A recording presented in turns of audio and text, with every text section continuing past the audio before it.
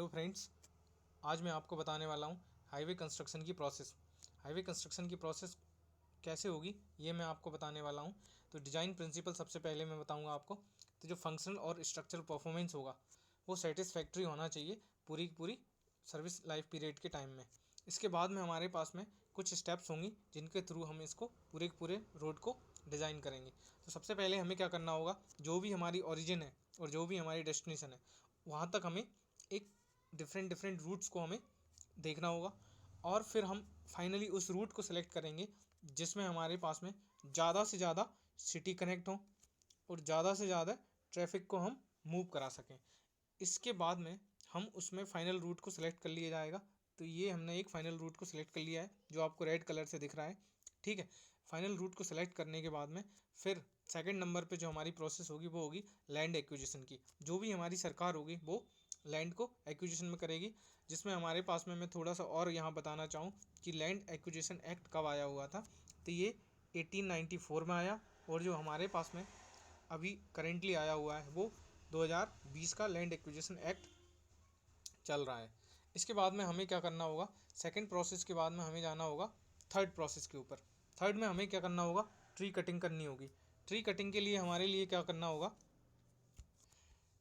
अब tree cutting में हमारे पास में दो तरीके की कंडीशन होती है। अगर हमारे पास में जो भी हमारा पेड़ है और जो हमारा मान लो ये रूट्स हैं, रूट से 1 मीटर की हाइट के ऊपर, 1 मीटर की हाइट के ऊपर जो इसका जो स्टेम है, यहाँ जो भी इसका स्टेम है उसका अगर डायामीटर 300 mm से ज़्यादा जाएगा तब हम इसको जो गिनेंगे तो वो नंबर में गिनेंगे।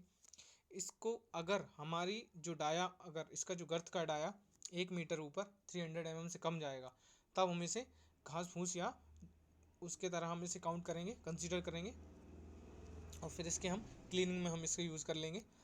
अभी लेकिन मैंने माना है कि मेरा जो डायामीटर है वो 300 mm से ऊपर है, तब मैं इसे जो मेज़र करूँगा वो नंबर में मेज़र करेंगे हम इसे। और इसको कट करने के बाद में इसकी जो ब्रांचेस हैं, इसके जो लॉक्स हैं, उन्हें 1-1 मीटर की दूरी पर हम उनको इकट्ठा करके रख देंगे, ठीक है। उन्हें हम 1-1 मीटर की दूरी पर हम इकट्ठा करके रख लेंगे, ठीक है। इसके बाद में हम क्या होगा, थर्ड प्रोसेस पे जाएंगे। थर्ड प्रोसेस में हमारे क्या होगा, स्टंप रिमूवल होगा।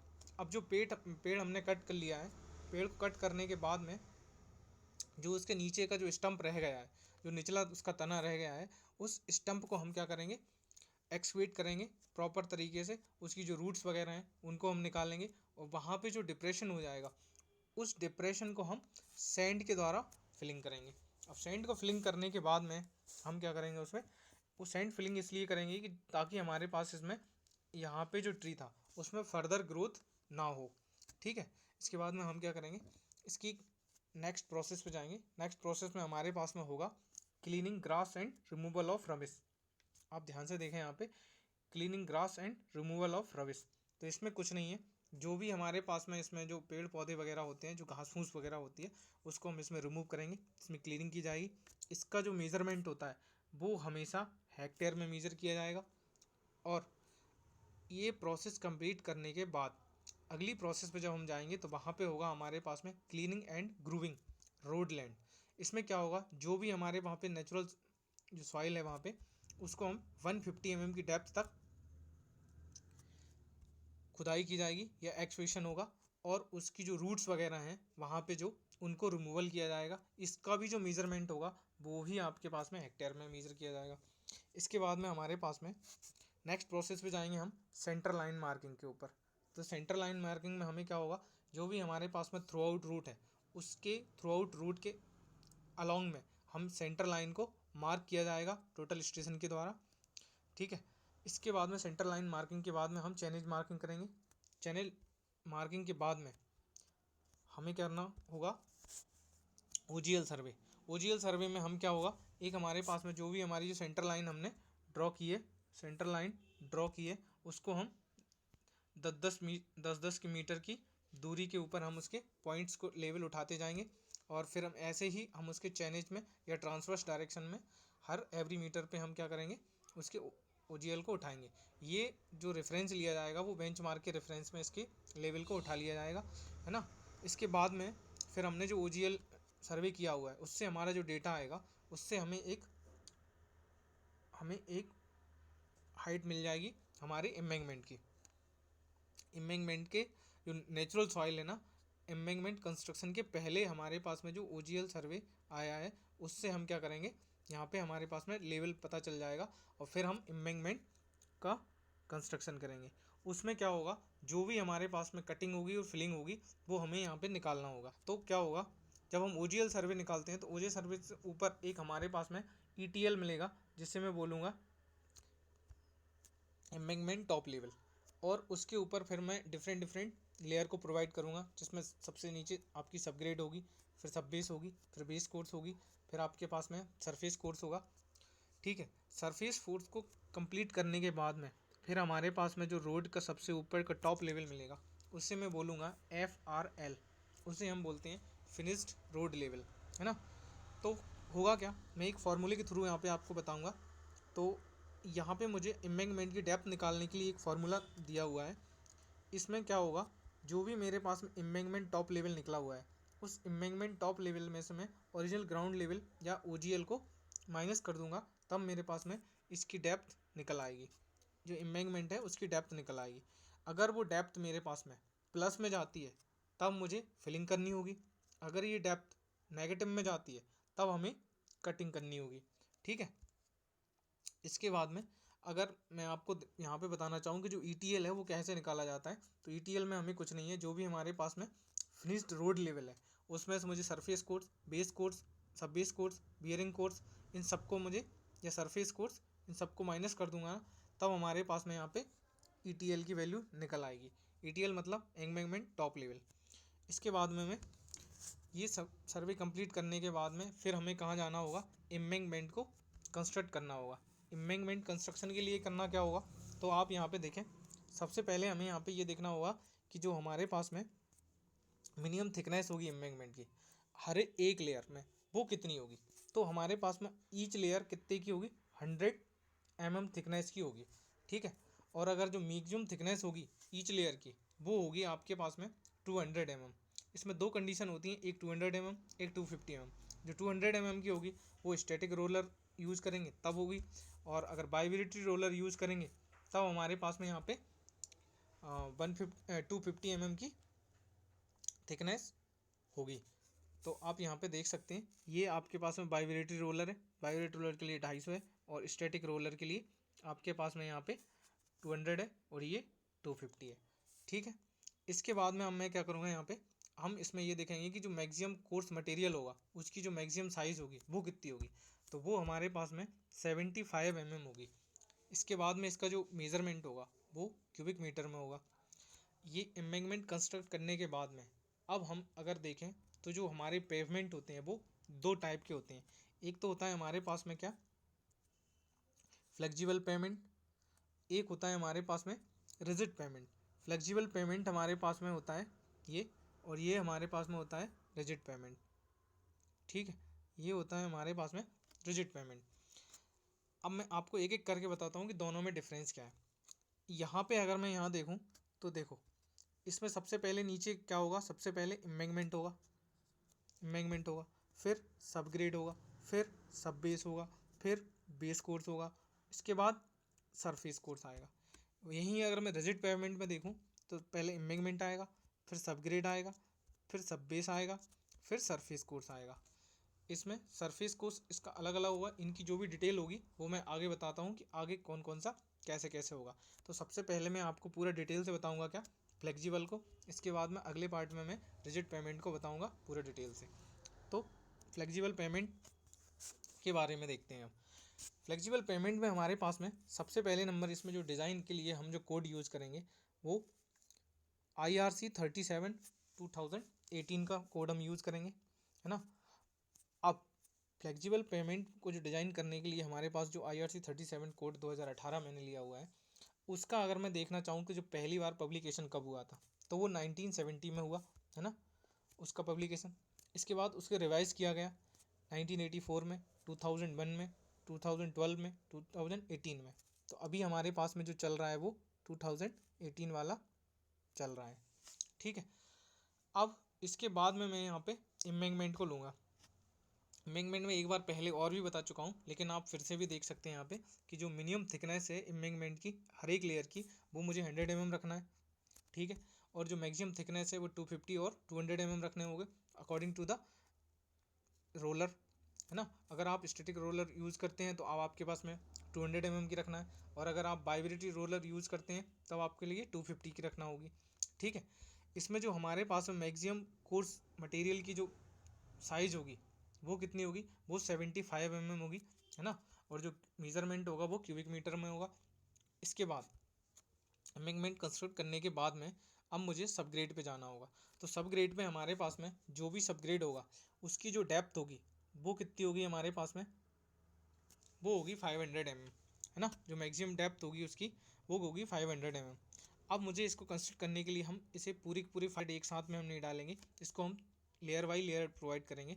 तो आपको मैं बताऊं कि इनकी जो लेयर होती है वो मिनिमम थिकनेस कितनी होगी ईच लेयर की, तो वो होगी 100 mm।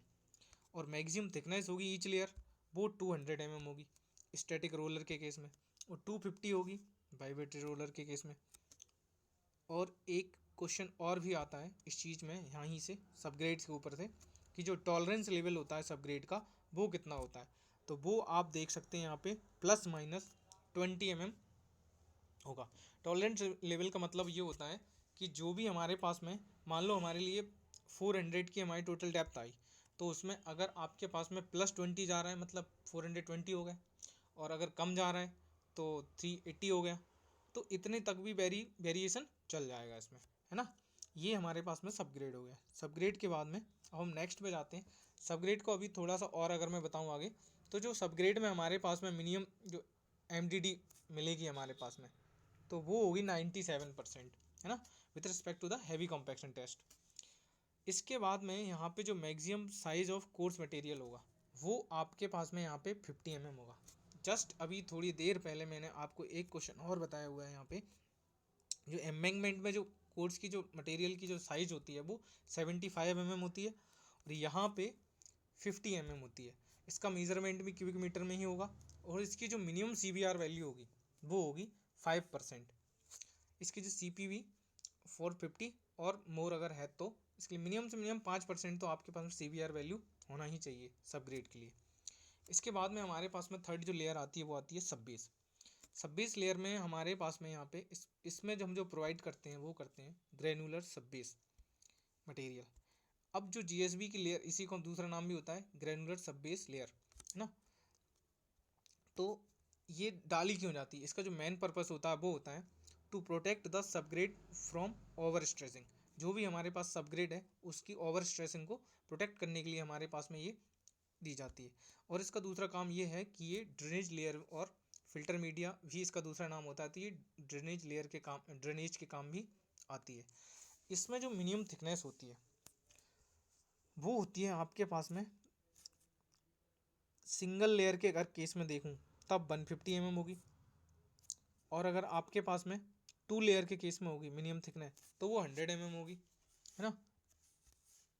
तो वो 200 mm होगी, 200 सॉरी 100 mm होगी, और 150 mm सिंगल लेयर के केस में होगी। और जो मैक्सिमम थिकनेस होगी वो हमारे पास में वो 200 mm स्टैटिक रोलर के लिए और 250 होगी वाइब्रेटरी रोलर के लिए। इसकी जो टोटल डेप्थ होगी वो आपके पास में यहाँ देख सकते हैं 300 mm होगी। इसमें जो लेवल टॉलरेंस होगा वो ±10 mm होगा। इसका जो मेजरमेंट होगा वो क्यूबिक मीटर में होगा। इस लेयर को कंस्ट्रक्ट करने के बाद में अब हम फोर्थ लेयर बेस कोर्स पे जाएंगे। बेस कोर्स में हमारे पास में यहाँ पे हम जो यूज़ करते हैं WMM का यूज़ करते हैं।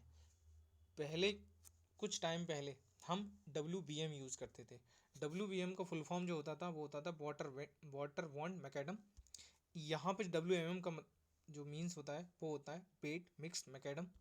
जो मिनिमम थिकनेस होती है ईच लेयर की वो 75 mm होती है, और जो maximum thickness of each layer होती है वो 200 mm होती है। इसमें जो लेवल टॉलरेंस होता है वो आपके सब बेस की बराबर ही होता है, उसमें भी 10 mm होता है प्लस माइनस, इसमें भी 10 mm होता है प्लस माइनस। इसमें जो आपके पास में जो मेज़रमेंट होगा वो भी क्यूबिक मीटर में ही किया जाएगा। इसके बाद में ये लेयर को कंस्ट्रक्ट करने के बाद बेस लेयर को कंस्ट्रक्ट करने के बाद में, इसको पूरी फिनिशिंग करने के बाद फिर हम इसके ऊपर एक प्राइम कोट की स्प्रे किया जाएगा। प्राइम कोट का स्प्रे, इसको डालने का मेन मकसद क्या होता है प्राइम कोट के स्प्रे का? तो प्राइम कोट का हम स्प्रे इसलिए करते हैं कि जो भी हमारे पास में लेयर है बेस कोर्स की, उसमें हमारे पास में जो आगे आने वाली डीवीएम लेयर होगी, उसमें जो मॉइस्चर का कंटेंट उसमें ट्रांसफ़र ना हो सके, तो जो कैपिलरी एक्शन है ना नीचे से ऊपर के लिए, उसको ब्रेक करने के लिए हम यहाँ पे प्राइम कोट का स्प्रे किया जाएगा। ना कि ये बाइंडिंग के लिए यूज़ होता है, ये सिर्फ कैपिलरी एक्शन को रोकने के लिए यहाँ पे यूज़ होता है। कौन सी लेयर? ये प्राइम कोट स्प्रे। और ये जब भी हम यहाँ पे डीवीएम लेयर डालेंगे उसके 24 घंटे पहले हमें यहाँ पे इसका स्प्रे कर देना होगा। प्राइम कोट का स्प्रे हमें करना होगा। ये कितने टाइम पहले? 24 घंटे पहले हम इसके स्प्रे को कर देंगे। तो ये हमारे पास में 24 घंटे हैं। 24 घंटे पहले हम इसका स्प्रे कर देंगे। इसका जो मेज़रमेंट होता है वो मीटर स्क्वायर में होता है। इसका जो रेट ऑफ स्प्रे होती है वो 0.6 से लेके 1 kg पर मीटर स्क्वायर होती है। ठीक है, ये प्राइम कोट होगा। प्राइम कोट करने के बाद में जब हम अगले दिन मतलब 24 घंटे बाद में हम डीवीएम लेयर प्रोवाइड करेंगे, उससे पहले हमें टैग कोट का स्प्रे करना होगा। टैग कोट का जो मेज़रमेंट होता है वो मीटर स्क्वायर में होगा। इसके बाद में जो रेट ऑफ स्प्रे होगी वो 0.02 kg पर मीटर स्क्वायर होगी। उसकी जो प्राइम कोट है ना उसकी जो रेट थी वो 0.6 से लेके 1 kg पर मीटर स्क्वायर थी। और जो टैग कोट है उसकी जो स्प्रे रेट है वो आपके 0.2 kg पर मीटर स्क्वायर है। इसके बाद जैसे ही इस टैग कोट का स्प्रे किया गया, उसके बाद फिर हम डीवीएम लेयर को, जिसे हम डेंस बिटुमिनस मैकेडम इसका फुल फॉर्म होगा, इसको हम सिंगल लेयर में थिकनेस में अगर हम देखें तो वो 50 से लेके 100 mm के बीच में होगी। इसमें जो टॉलरेंस होगा वो आपके पास में 6 mm का होगा। और जो मेज़रमेंट होगा वो मीटर स्क्वायर, क्यूबिक मीटर में, मीटर स्क्वायर में, टन में भी मेज़र कर सकते हैं हम इसे, है ना। इसमें और अलग अलग कंडीशन होती हैं, लेकिन अब मैं आपको अलग अलग कंडीशन बताना चाहूँगा कि जो भी हमारे पास में डीवीएम लेयर है उसकी थिकनेस के बारे में मुझे अलग अलग कंडीशन है यहाँ पे देखने को मिलेंगी। तो सबसे पहले मैं देखूँगा यहाँ पे मिनिमम थिकनेस कितनी होती है। जो मिनिमम थिकनेस होगी वो, इसमें 2 ग्रेड होती हैं मिनिमम थिकनेस के लिए। एक ग्रेड फर्स्ट होती है, एक ग्रेड सेकंड होती है। ग्रेड फर्स्ट के लिए जो मिनिमम थिकनेस होगी वो 75 mm होगी। ग्रेड 2 के लिए हमारे पास में होगी 50 mm होगी। और जो मैक्सिमम थिकनेस होगी वो ग्रेड 1 के लिए वो 100 mm होगी। ग्रेड 2 के लिए आपके पास में 75 mm होगी। ठीक है,